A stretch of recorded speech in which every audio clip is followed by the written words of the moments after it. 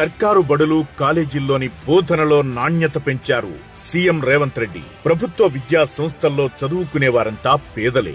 SC, ST, BC విద్యార్థులే చదువుకుంటున్నారు. అందుకే వారికి మెరుగైన భవిష్యత్తు ఇవ్వాలన్నదే సీఎం సంకల్పం. ఆ మేరకు ఎన్నో సంస్కరణలు మొదలు పెట్టారు. డిగ్రీ కాలేజీల్లో సైతం విద్యార్థులు చదువు పూర్తి చేసుకోగానే ఉద్యోగం సంపాదించేలా కొత్త కోర్సులను మొదలు పెట్టబోతున్నారు.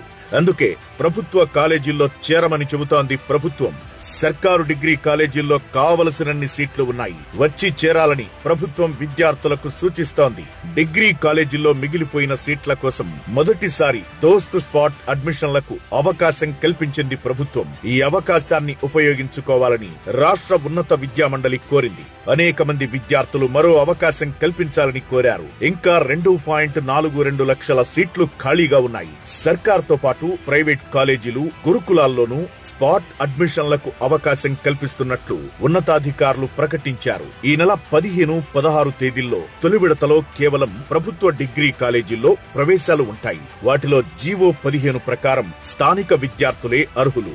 రెండో విడతలో ఈ నెల 18, 19 తేదీల్లో ప్రభుత్వ ప్రైవేట్ కళాశాలలకు కలిపి స్పాట్ ప్రవేశాలు నిర్వహిస్తామని ఉన్నత విద్యామండలి ప్రకటించింది. ఈ ఫేజ్ లో లోకల్ విద్యార్థులు లేకపోతే నాన్ లోకల్ స్టూడెంట్లకు అవకాశం ఇవ్వనున్నారు. ప్రభుత్వ టాప్ కాలేజీల్లో వందల సీట్లు మిగిలిపోయాయి. నిజాం కాలేజీ, మహిళా విశ్వవిద్యాలయం, Indira Priyadarshini women's college, Saifabad varsity science college, city college, Koti women's college, Vivekananda degree college, Khairatabad degree కాలేజీల్లో సీట్లు ఖాళీగా ఉన్నాయి. అందుకోసం శుక్రవారం నుంచి మొదలు కానున్న దోస్త్ స్పాట్ అడ్మిషన్ల ప్రక్రియను ఉపయోగించుకోవాలని అధికారులు సూచిస్తున్నారు.